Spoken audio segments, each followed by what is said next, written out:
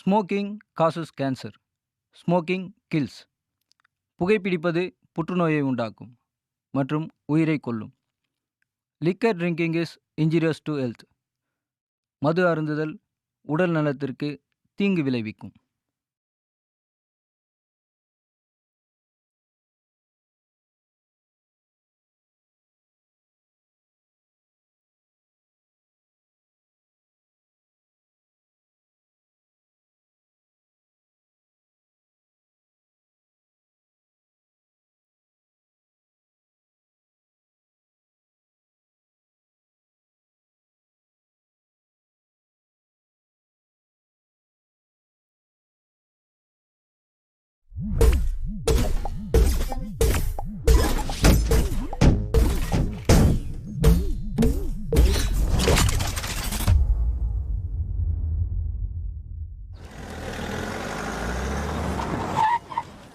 வணக்கம் சார், நான் தான் எம்எல்ஏ சபரி.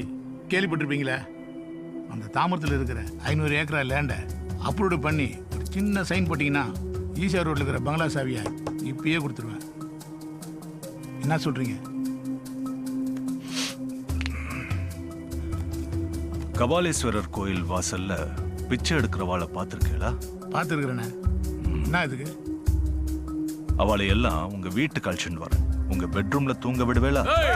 நிறுத்துடா. என்ன சார் கிண்டலா? முடியாதுல்ல. அது மாதிரிதான் அரசாங்கத்துக்கு சொந்தமான இடத்தை யாரும் அபகரிக்க முடியாது. அடுத்த தடவை ஏன் டேபிள்ல உங்க ஃபைலை பார்த்தேன், நீங்க ஜெயில பாப்பீங்க.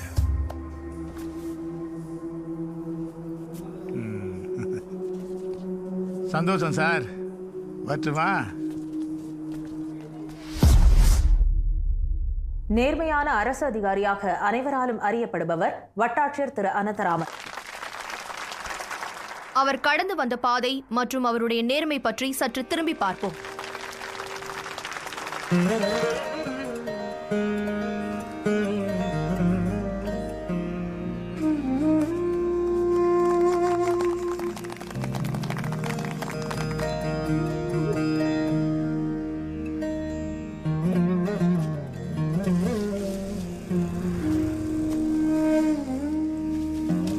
அனந்தராமன நானும் ஒன்றா வேலை பார்த்தவங்க.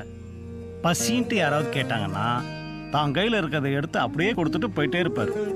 அது மட்டும் இல்லை சார், சுவாமி விவேகானந்தர் வாழ்க்கையில நடந்தது மாதிரியே அனந்தராமன் சார் வாழ்க்கையிலும் நடந்தது. வட மாநிலத்திலிருந்து வந்த ஒரு பொண்ணு அவருடைய நேர்மையும் கண்ணியத்தையும் பார்த்து உங்க மூலியமா ஒரு குழந்தை வேணும்னு அவர்கிட்ட நேரடியாவே கேட்டா. அதுக்கு அவர் என்ன சொன்னார் தெரியுமா? ஓகே, என்னையே உன் குழந்தையா நினைச்சுக்க.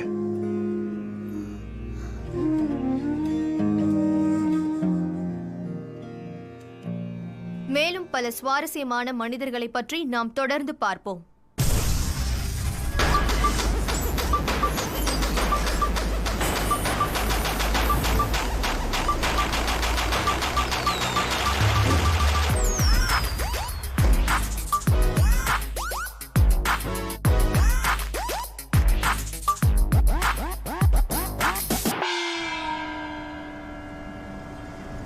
மாற்றவாலாம் இதே சொல்லுங்க. நிறுத்துமா, நிறுத்து. மாமா ஒரு நிமிஷம் அவர்கிட்ட பேசி. வண்டியோட பேப்பர்லாம் எடுமா. சார் மாமா வேணாம் வேணாம், நீ கிளம்பு. Sir thank you sir. போ போலாம். ஏட்டையா சார் அமுச்சு விடுங்க. போமா, போ ஐயாவை பாரு. போமா, போய் அப்படி ஓரமாக இருக்கு. இறங்குமா. ஹெல்மெட் போட்டால் தலை கலைஞ்சிருமா? வா இப்படி. ஆர்சி புக், லைசன்ஸ், இன்சூரன்ஸ் இதெல்லாம் இருக்கா? சார் அது வந்து இல்லைன்னா சொல்லுங்க, நான் வாங்கி தரேன். ஆனால் நீங்கள் எனக்கு ஒரு ஹெல்ப் பண்ணணும். உங்கள் ஃப்ரெண்டு திவ்யாவை நான் லவ் பண்ணுறேன். அது சரி. அதுக்கு நீங்கள் தான் எனக்கு ரெக்கமெண்ட் பண்ணணும். நீங்கள் எந்த சிக்னலில் மாட்டினாலும் நான் உங்களுக்கு ரெக்கமெண்ட் பண்ணுறேன். ஆமா, அவ அப்படி என்ன ஸ்பெஷல்னு ஆளாளுக்கு அவளே துரத்துறீங்க? அவ என்ன அவ்வளோ அழகா? அடடா, பேஷ் பேஷ் அந்த மாதிரி இருப்பாங்க. தாம் தஜம் கடதகடி தீம் தஜம் தாம் தஜம் கடதகட தஜம் தாம் தஜம் கடதகட தஜம் தாம் தஜம் தரகடதகட தஜம் தரகடதகடம் தஜம் தரகடதகட தஜம் தரகடதகட தஜம்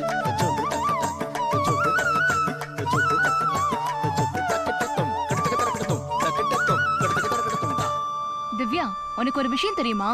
உன்னை ஒரு டிராஃபிக் போலீஸ் லவ் பண்றாரு. நீ மட்டும் ஓகே சொல்லிட்ட, இனிமேல் நமக்கு லைசென்ஸ் ஹெல்மெட் தொல்லையே இருக்காது. அதெல்லாம் செட் ஆகாது.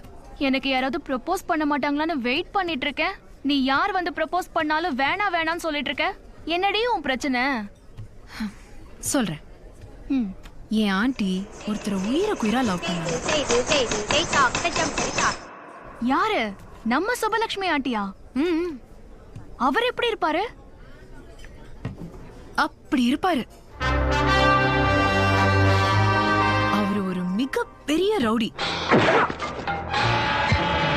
அவர் பேரு தளபதி. அவரையா லவ் பண்ணாங்க? அவரும் என் ஆண்டிய உருகி லவ் பண்ணாரு. அவருக்கு வேண்டியவாள்லாம் என் ஆண்டியோட ஆத்துக்கு பொண்ணு கேட்டு போனான். அப்போ எப்ப கல்யாணம் வச்சுக்கலாம்? நான் செத்தப்புறம்.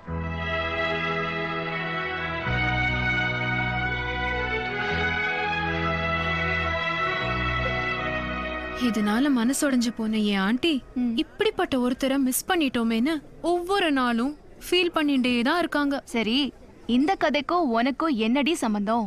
நீயும் அப்படிப்பட்ட ஒருத்தரை தான் தேடிட்டு இருக்கியா? அந்த மாதிரி அடித்தடி ஆளா இருக்கணும். ஆனா அவ ஐயரா இருக்கணும். அப்பதான் எங்க அப்பா ஒத்துக்குவாரு. அந்த டிராஃபிக் போலீஸும் உங்க ஆளுதான். எனக்கு தெரிஞ்ச லோக்கல் ரவுடிஸை வச்சு அவனுக்கு கட்ஸ் இருக்கான்னு பாத்துடலாமா? சரி, ஓகே ஓகே, வா.